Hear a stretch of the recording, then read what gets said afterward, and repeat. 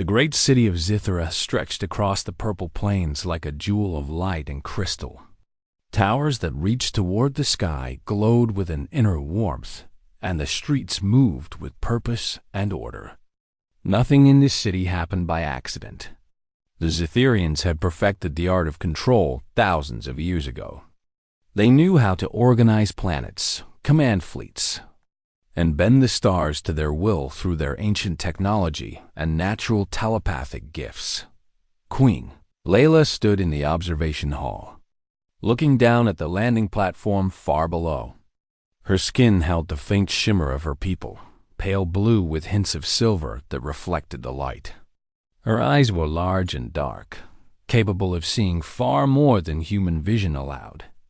She had ruled for 230 years, and every decision she made had come from careful thought and perfect understanding of how the galaxy worked. Today brought something new to her world, something unpredictable. A human was coming to the royal palace. The term, human, still felt foreign on the tongues of the Zitherian council members. For centuries, they had known of Earth as a wild, chaotic world full of primitive beings. The species there destroyed their own environment, fought meaningless wars, and seemed incapable of any real progress.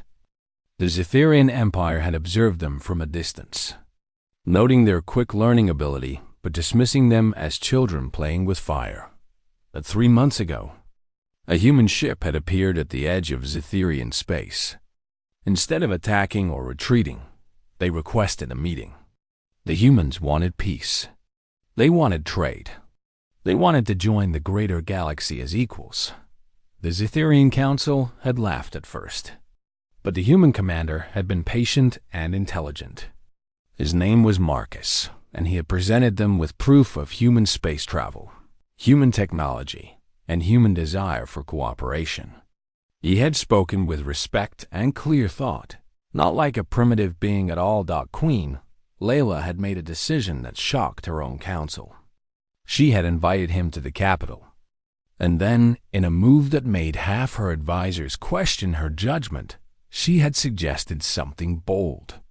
A marriage, not for love, but for alliance. The great civilizations of history were bound by blood and family ties. If humanity was to be accepted as a true part of the galactic community, then this union would show the Zitherian people that the Queen herself believed in this future. The landing platform flashed with light as the human shuttle descended.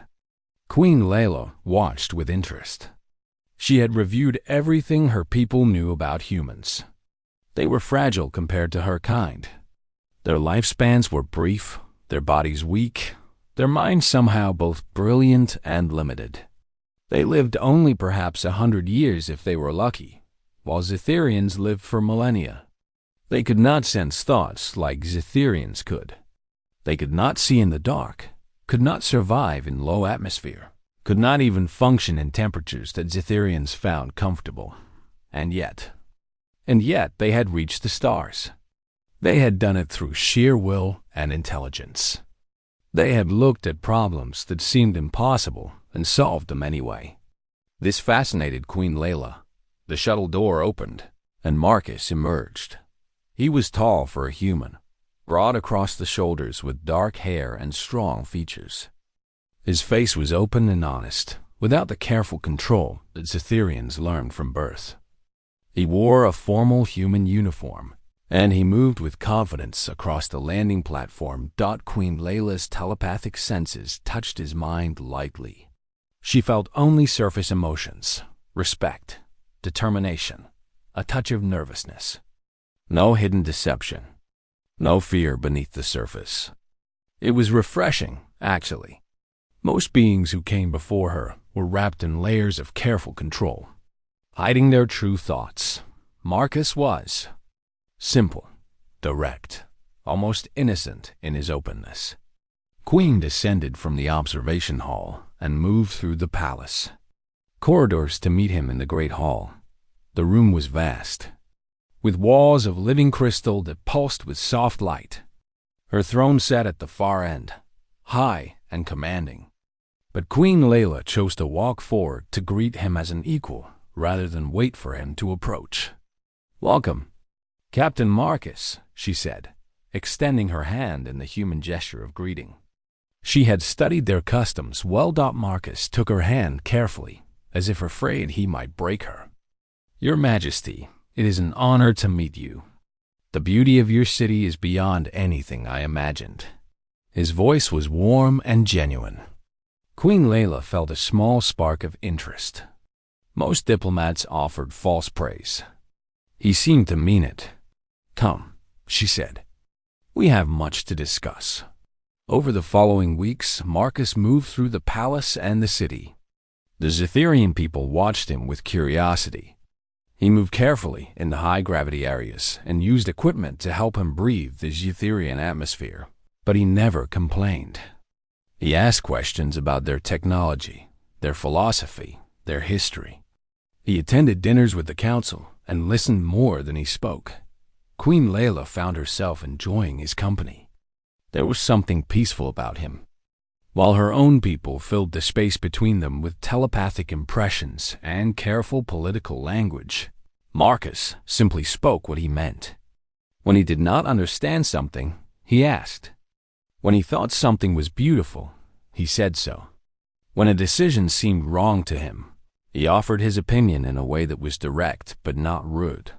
The council moved forward with the arrangements. The wedding would be held in 3 weeks. It would be broadcast across the Zetherian Empire and transmitted to Earth, a symbol of unity between worlds. On the night before the ceremony, Queen Layla stood with Marcus on the high balcony overlooking Zithera. The city lights spread below them like stars that had fallen to the earth. "Are you ready for this?" she asked him.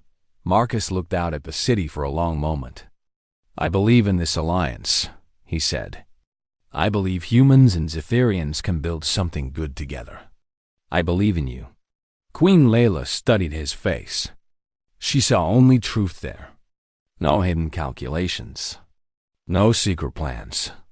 Just a man who believed in the possibility of peace between worlds. She reached out and took his hand. The next day, they were married in a ceremony that lasted from dawn until the 2 moons rose in the evening sky. Millions of Zetherians gathered to witness their queen unite with the human ambassador. On Earth, thousands of humans watched the broadcast, seeing one of their own stand beside an alien queen. Queen Layla wore robes of pure silver light. Marcus wore his military dress uniform. They exchanged vows in both languages. They pledged to build bridges between their worlds, and when they sealed the marriage with an embrace, the crowd cheered, believing they had witnessed the beginning of a new age. None of them knew what the human held back inside himself. None of them understood that Captain Marcus was far more than he appeared to be. Queen Layla felt only the surface of his mind, and he had let her feel only what he wanted her to know. The queen believed her new husband was kind, intelligent, and limited by his human nature. She did not know that she had married a weapon. She did not know that humans had spent their entire evolutionary history learning how to think faster than death itself. She did not know that Marcus had been hiding his true capabilities, waiting for the right moment to reveal what humanity really was. For now, the queen was happy, and Marcus smiled beside her, patient and waiting. 1 year had passed since the wedding ceremony. The twin moons of Zetheria rose and set countless times, and the seasons turned in their perfect patterns. The marriage between Queen Layla and Captain Marcus had become normal, accepted, and in many ways, quite successful. Marcus had settled into life as the Queen's consort with remarkable grace. He learned the Zetherian language fluently, not just the common speech, but the formal dialects used in council and ceremony. He attended official functions beside his wife, moving through the political landscape with growing skill. The Zetherian people, who had been skeptical at first, had warmed to him. He was kind to the palace staff. He listened to concerns from common citizens who managed to approach him. He seemed genuinely interested in Zetherian culture, in their history, in their way of seeing the universe. Queen Layla had grown fond of her human husband in a way she had not expected. She had thought this marriage would be purely political, a symbol of alliance and nothing more. But Marcus had surprised her. He made her laugh with his observations about Zetherian customs. He could find humor in the most serious situations. He had a way of seeing problems from angles that her own people, trained in tradition and order, often missed. Yet she still held certain assumptions about him. All humans were limited by their biology. They were brilliant, yes, but in the way a clever animal might be brilliant. Humans survived through adaptation and quick thinking, but they lacked the deeper wisdom that came from living for centuries. They made emotional decisions. They acted impulsively. They did not have the weight of long experience or the calm logic that true immortality brought. Marcus seemed content with this arrangement.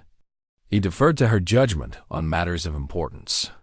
When the council made decisions, he supported them without complaint. When the military conducted operations, he asked questions but offered no alternative suggestions. He was, Queen Layla thought, exactly the kind of consort Earth needed to send.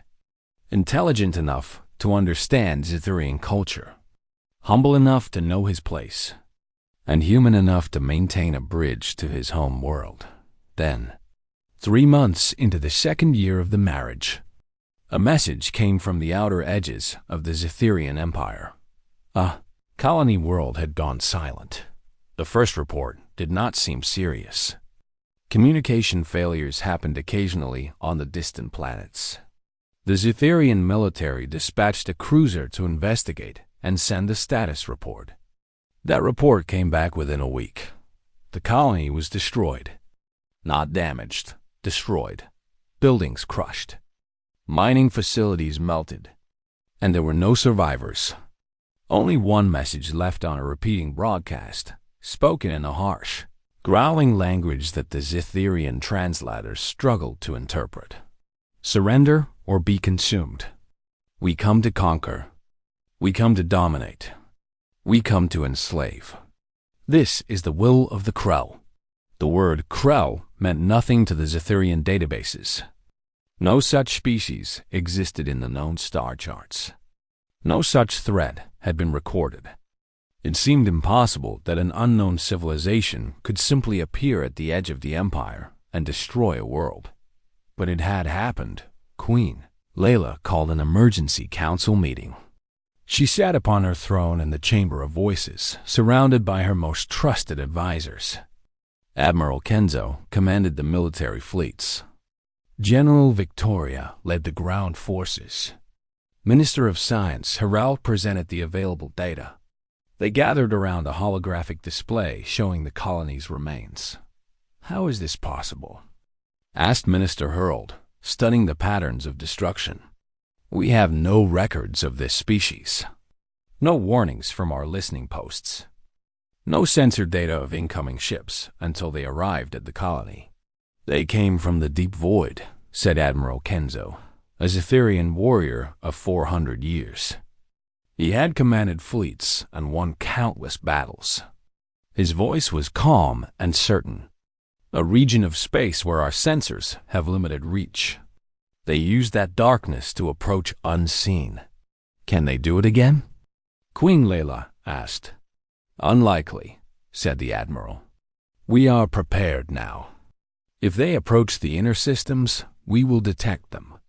And our forces are vast compared to any single threat. We have 50 capital ships, thousands of smaller vessels.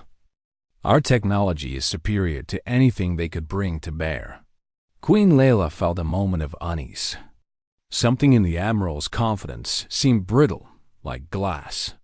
But she had ruled for 2 centuries, and in her experience, military strength usually meant security. She issued orders. All outer colonies were to be reinforced. The fleet was to be placed on alert. Border patrols were to be doubled.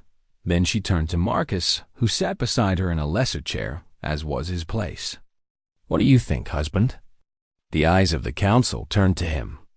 These meetings were not usually where the consort offered opinions. But the queen had asked a direct question. Marcus looked at the holographic display for a long moment, studying the patterns of destruction from every angle. When he finally spoke, his voice was measured and calm. I think, he said slowly, that we do not know enough to feel safe. An unknown species appears, destroys a world, and vanishes. We do not know their tactics. We do not know their numbers. We do not know their capabilities. In my experience, confidence without information is the kind of thinking that gets you killed in the field. Admiral Kenzo's scales rippled slightly, a sign of irritation. The human is cautious. This is normal for a species that has existed for so short a time. We have fought wars that longer than humanity has been in space. I assure you, Your Majesty, we can handle this threat. Nevertheless, said Queen Layla, we will prepare for various scenarios. General Victoria, I want defensive positions established throughout the inner systems. Admiral Kenzo, ready the fleets for rapid deployment. And increase intelligence gathering on this Krell species. I want to know everything about them. The meeting ended, and the council dispersed to their various duties. Marcus rose from his chair with the rest, moving to leave the chamber with the other advisors. But Queen Layla reached out her hand and asked him to remain. When they were alone in the great chamber, she looked at her husband with genuine curiosity. You were afraid, she said. It was not a question. Her people could sense emotional shifts in others, even if they could not read deep thoughts. Yes, Marcus said simply. Something about this feels wrong to me. In what way? I do not know yet, he admitted. But a species that can destroy a world and leave no survivors, that can approach unseen, that speaks with such confidence about conquest. They are dangerous in ways we do not yet understand. Queen Layla considered this. The human's instincts had proven sound before, in smaller matters. But surely, the full weight of the Zetherian military would be enough against any threat. Rest, she told her husband. We have prepared as we can. The Empire is strong. Marcus bowed, as protocol required, and left the chamber. But later that night, as he stood alone on the high balcony overlooking the city, his expression changed. The calm politeness fell away. His eyes became distant, calculating, measuring things that no one else could see.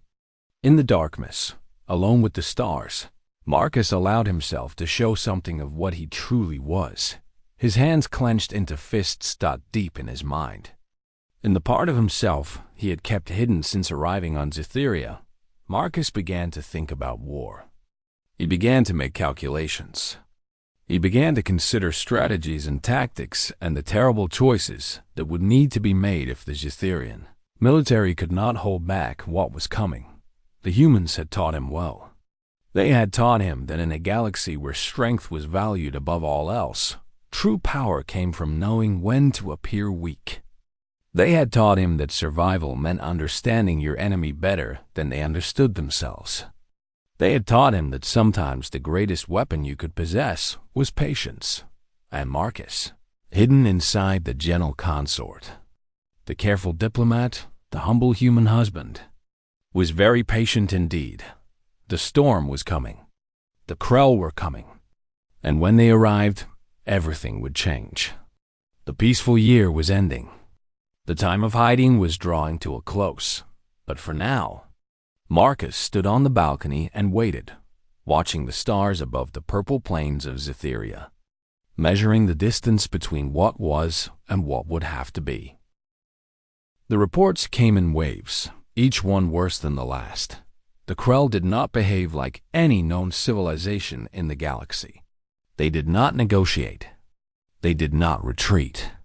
They did not follow predictable patterns of warfare. They struck with brutal efficiency, destroying infrastructure, killing indiscriminately, and moving forward with purpose.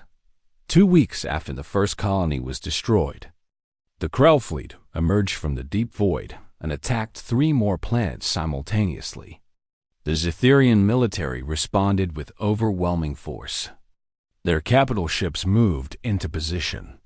Their weapon systems, technology far beyond anything the Krell possessed, opened fire with concentrated power. Hundreds of Krell ships were destroyed in the first engagement. The Zetherian commanders believed they had won a decisive victory. Then the Krell adapted. They changed their formation. They used different tactics. They seemed to learn from each battle and adjust their strategies immediately. Within 3 days, the Krell had destroyed 2 Zetherian cruisers and damaged several others.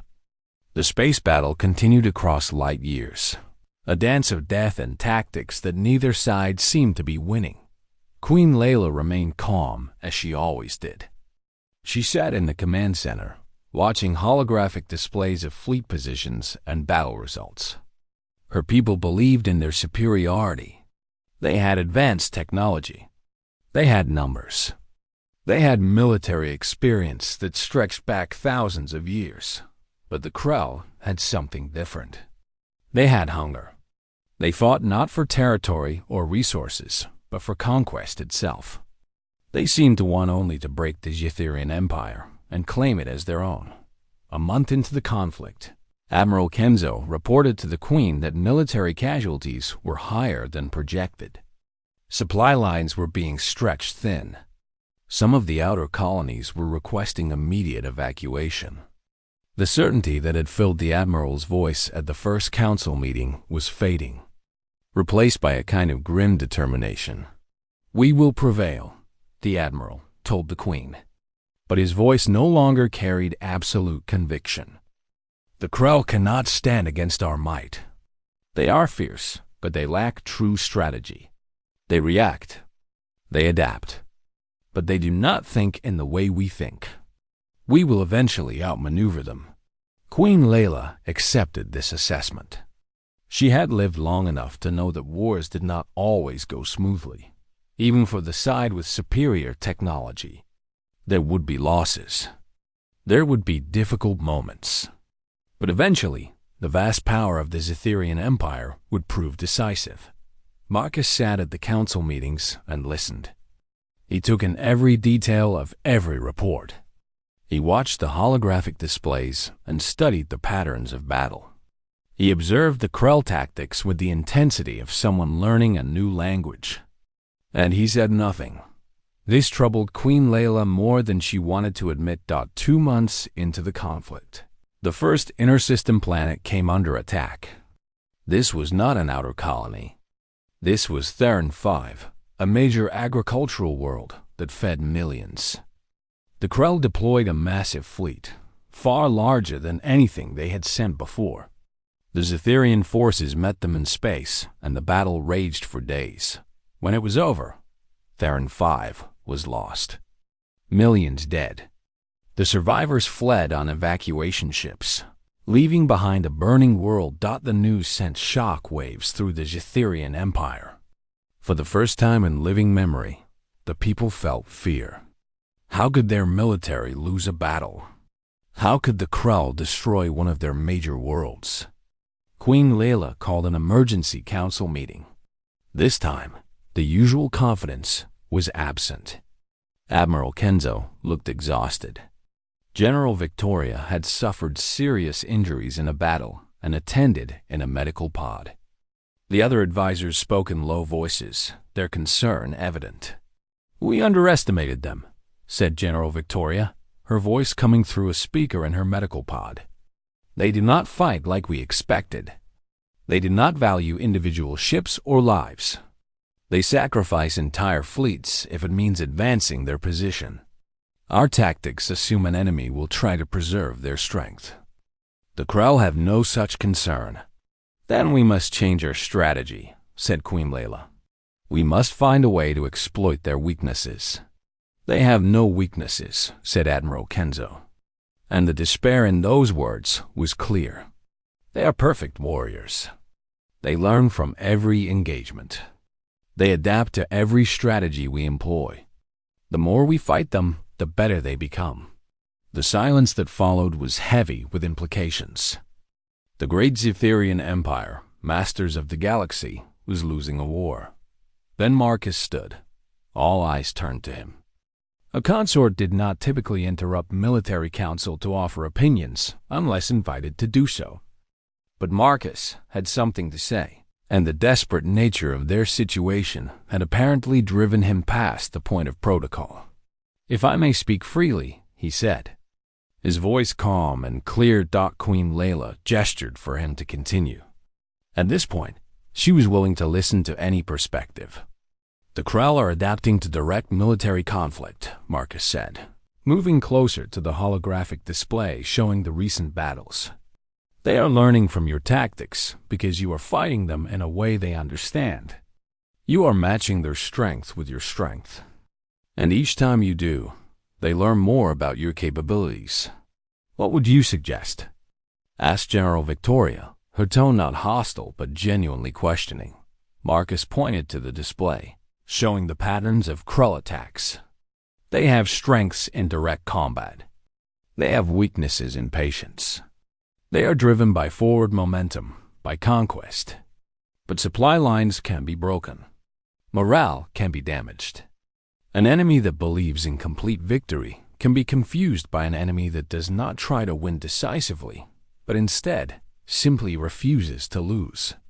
Admiral Kenzo made a sound that might have been a laugh. "You suggest we run from them? Hide? I suggest you stop fighting them the way they expect to be fought," said Marcus. "They are adapted for brutal, direct conflict. They are not adapted for asymmetrical warfare. Use their own ferocity against them. Make them chase you. Break their supply lines. Let them advance into territory where they are vulnerable. Make them waste resources on conquering empty space while you rebuild your forces. This is cowardice dressed in strategy," said Admiral Kenzo flatly. "No," said Queen Layla, and her voice silenced the others. She was studying Marcus with new intensity, seeing something in him that she had not fully appreciated before. "It is the strategy of a species that has survived against odds that should have destroyed them. Humans have never had the advantage of superior numbers or strength. You survive by thinking differently." She turned to the Admiral. "Implement the strategy the human suggests. On 3 border planets, withdraw our forces and establish defensive positions using environmental advantages, supply lines, and reinforcement routes. Let us see if Captain Marcus's assessment of Krell weakness is correct." Admiral Kenzo was clearly unhappy with this decision, but he accepted the order. The results came within 2 weeks. The Krell, advancing into territory they believed they were conquering, found themselves cut off from supplies. Their forces became frustrated, trying to take strongly defended positions in terrain that did not suit their tactics. Morale began to crumble. Within a month, the Krell pulled back from those 3 planets. For the first time since the war began, the Zetherian military achieved something that looked like victory. Admiral Kenzo made a full report to the Council. He acknowledged, with grudging respect, that the human strategy had been sound, but his voice had changed. There was something hard in it now, something that recognized that his ancient military knowledge had been incomplete. "The human has proven useful," said the Admiral. "But let us not pretend this changes the essential nature of the conflict. We are still vastly outnumbered. The Krell are still adapting to new tactics. Eventually, they will overcome this strategy as they have overcome others." Marcus listened to this assessment and said nothing. But Queen Layla saw something in her husband's eyes, a kind of recognition, a sense that they had crossed some kind of threshold together. That night, she asked him a direct question. "Are you truly a diplomat? Or is there something else you are?" Marcus looked at his wife for a long moment. In the candlelight of their chamber, she could see the weight of something vast and hidden behind his human eyes. "I am what my people needed me to be," he said finally. "A messenger of peace and a bridge between worlds. But you are right, Your Majesty. There is more to me than that. There has always been more. I simply chose not to show it. Why? Asked Queen Layla. Because, said Marcus quietly, showing the truth about humans would have frightened everyone. Would have frightened you. And I needed you to believe in the Alliance first, before you understood what humans really are. Queen Layla felt something stir in her ancient heart. Something that might have been the beginning of understanding that the war continued around them, the Krell adapting once more to Zetherian tactics. But everyone knew the real battle was just beginning. The Krell were pushing toward the capital world itself. And when they arrived, when the final confrontation came, Captain Marcus would have to decide whether he would continue to hide behind diplomacy and strategy, or whether he would finally unleash the true power that humanity possessed. The asymmetrical tactics worked far better than anyone had predicted. Over the course of 3 months, the Zetherian military, now following Marcus's suggestions through Queen Layla's authority, implemented a comprehensive strategy of supply line disruption, psychological warfare, and defensive positioning rather than direct confrontation. The Krell, driven by their nature to advance and conquer, found themselves increasingly frustrated. Their ships began running low on fuel. Their soldiers began to suffer from the psychological toll of fighting an enemy they could not quite defeat. They would take a world, only to find it burning or stripped of anything useful. They would pursue a Zetherian fleet, only to find it had drawn them into a prepared defensive position where they lost more ships. Then they gained territory. Admiral Kenzo began to report these victories with something that sounded almost like genuine respect when he spoke about the human strategy. The military officers, once skeptical of advice from a fragile Earth species, began consulting with Marcus directly about tactical decisions. He was often found in the command center, studying battle displays and offering suggestions that consistently proved effective. The Zetherian people, once terrified by the Krell invasion, began to feel hope. They saw their military pushing back against the invaders. They saw entire fleets of Krell ships being destroyed or driven away. They began to believe again that their empire would survive. Queen Layla watched this transformation with complex emotions. She saw how the military deferred to Marcus now. She heard the whispers among the council members who speculated about what a human could possibly understand about warfare that the Zetherians, with their long experience, had somehow missed. Some of her advisors began to question whether the human was truly acting as a subordinate, or whether he was secretly guiding the entire war effort. She decided not to worry about such questions. If Marcus was helping them win, then that was what mattered. The Empire was safe. That was enough done, but deep in her mind, through the telepathic bond she had developed with her husband, she could feel something shifting in him. Something vast and controlled and terrifying was beginning to wake up. It was like feeling a great machine starting its engines from very far away. Powerful and inevitable. 5 months into Marcus's strategic guidance, the Krell made a critical mistake. Their commander, a massive creature named Rex, who stood 3 meters tall and commanded the entire Krell military operation, decided that the time for careful advancement had passed. He consolidated his remaining forces, brought his full military might to bear, and launched a massive assault on the capital planet of Zetheria itself. It was a gamble. If Rex could defeat Queen Layla and take control of the government, the Zetherian resistance would collapse. The Empire would fall under Krell control. The war would be over. What Rex did not understand was that he had just triggered the event everyone had been waiting for. The assault began with a massive orbital bombardment. Thousands of Krell ships poured through the atmosphere, weapons firing with deadly precision. The planetary shields, tested and strengthened over weeks of smaller attacks, held for hours. But they could not hold forever against such overwhelming force. Queen Layla stood in the deep command center, watching the displays as the shields weakened. The Krell would break through. The capital would fall under direct attack within hours. She turned to Marcus, who stood beside her with his usual calm expression. "Go," she told him. "Take our children to the underground chambers. Protect them. That is your duty now." Marcus looked at his wife, and for a moment, something flashed across his face that she had never seen before. It was not fear. It was not concern about himself or his safety. It was something that looked almost like recognition, as if he had finally reached a point he had been waiting for his entire time on Zetheria. "No," he said simply. Queen Layla felt shock ripple through her consciousness. A consort did not refuse a direct order from the queen. It was not done, ever. "I will protect them," continued Marcus. "You take the children below. I have something I need to do."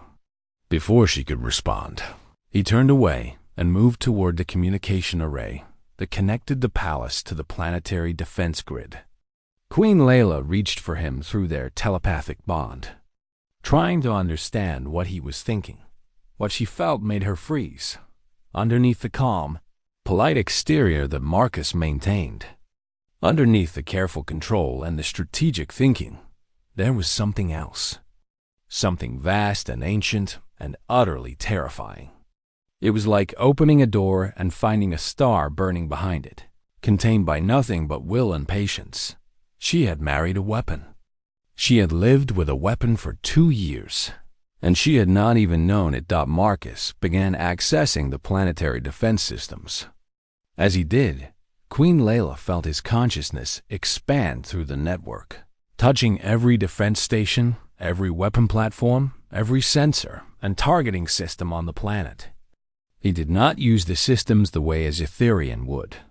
He did not follow the careful protocols and procedures that had been developed over centuries. Instead, he seemed to become the defense grid itself. The systems responded to his will like extensions of his own body. He made connections that should have taken hours and minutes. He pulled up information that should have required multiple specialists to gather. He saw the entire battle space the way a human might see their own hand. The shield generator strengthened, not through additional power, but through a restructuring of how the energy was distributed that seemed almost impossible in its efficiency. Weapon systems that had been dormant for centuries came online and locked onto targets with perfect accuracy.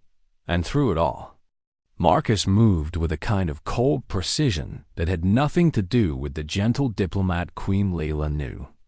The first wave of Krell ships broke through the atmosphere.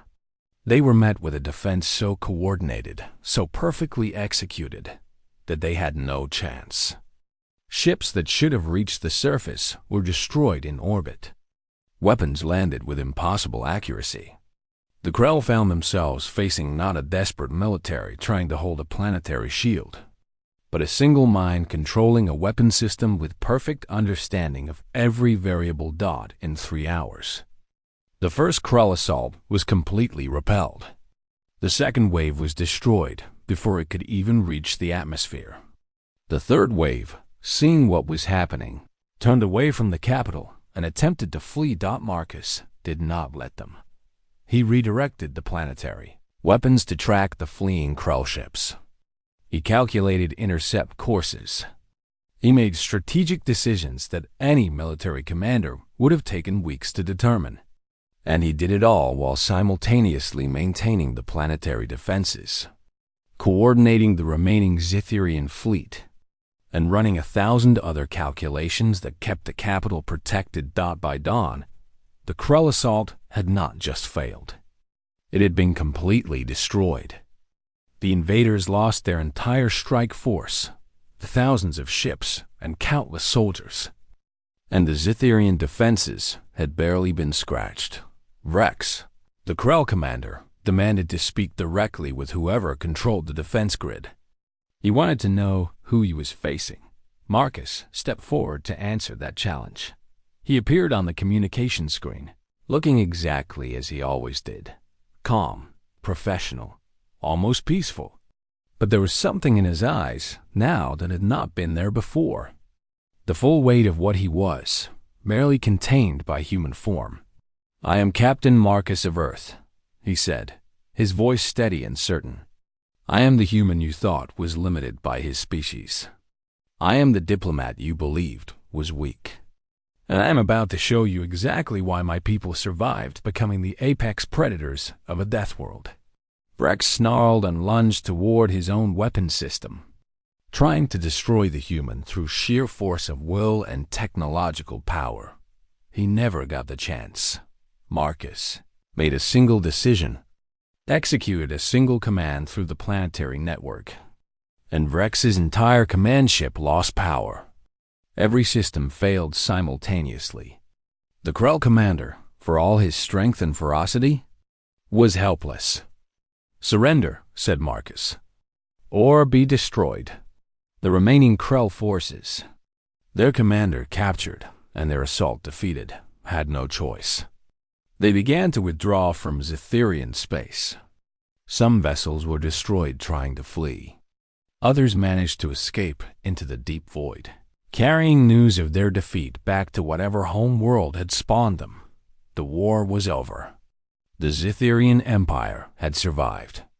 And Captain Marcus had just revealed to the entire galaxy exactly what humans could do when they stopped holding back. Queen Layla found her husband in the command center hours after the last Krell ship had fled Zetherian space. The battle was over. The planet was safe. The threat had been eliminated. Marcus stood before the main display, looking at the star maps showing the routes the surviving Krell vessels had taken as they retreated into the deep void. His hands rested on the edge of the control console, and though his face remained composed, Queen Layla could feel the weight of exhaustion behind his eyes. "You hid this from me," she said. Not angry, just stating a fact. Marcus turned to face her. For a moment, the carefully constructed mask slipped, and she saw the full depth of what he was. Then he brought it back under control, and he looked like the gentle human she had married. "I hid this from everyone," he said. "Not out of deception, Your Majesty, but out of necessity."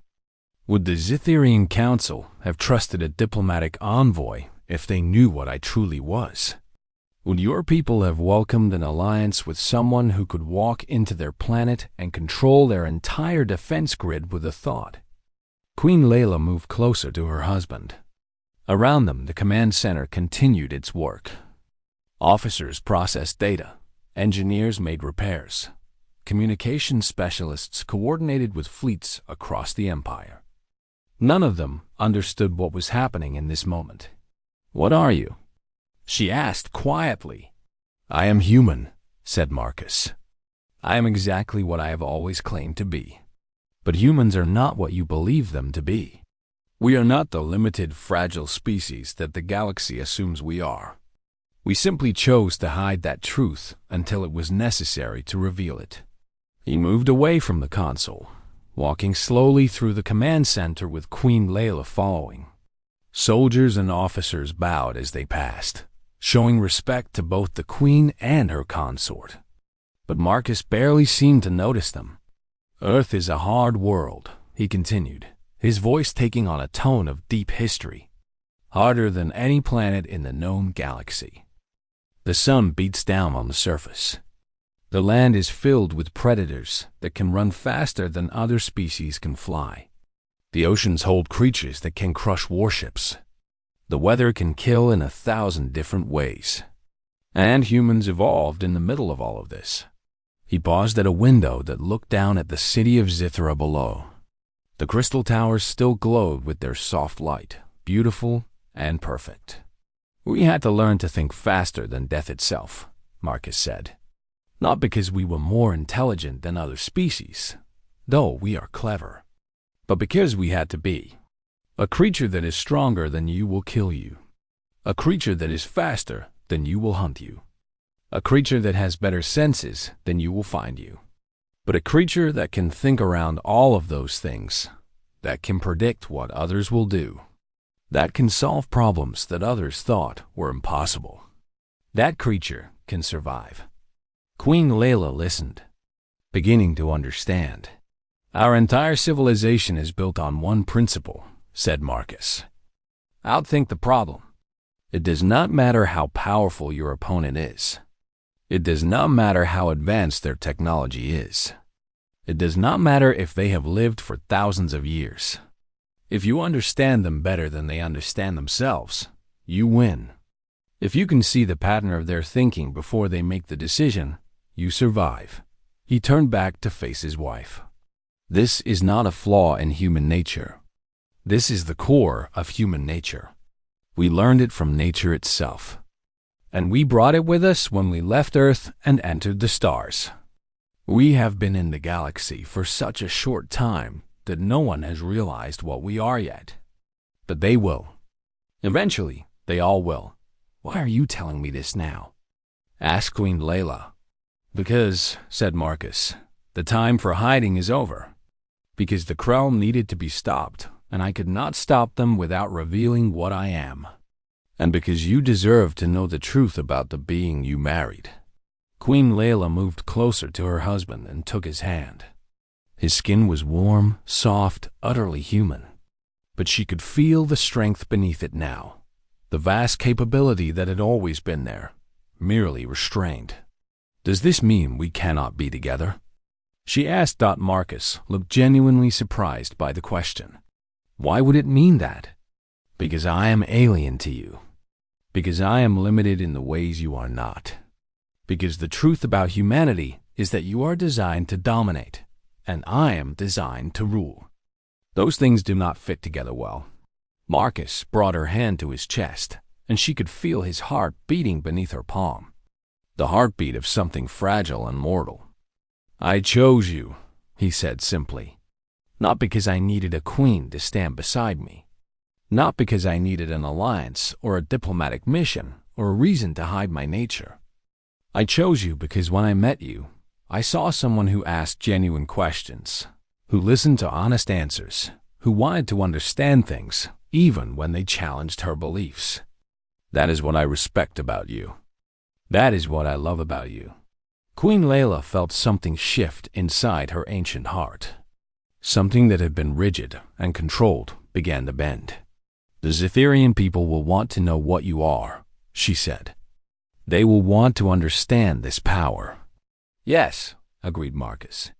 And I will tell them. I will explain what humans are.